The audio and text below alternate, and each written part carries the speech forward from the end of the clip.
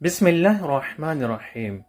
अहकाम का सीखना तमाम इंसानों पर वाजिब है। जिस तरीके से नमाज वाजिब है, वह अहकाम जो इंसान की ज़िंदगी में पेश आते हैं। मेरे नौजवानों से, यूथ से, युवा से गुजारिश है, आज हम इस्लाम से दूर हो रहे हैं। हम इस्लाम से आशनाई नहीं रखते हैं, नमाज से दूर हैं, कुरान से दूर हैं। आखिर वजह क्या है? बहुत कम लोग हैं जो इस्लाम की तरफ नज़र आते हैं या इस्लाम की तरफ माइल हैं। नाम के लिए तो इस्लाम की तरफ हैं, लेकिन अमली नहीं हैं।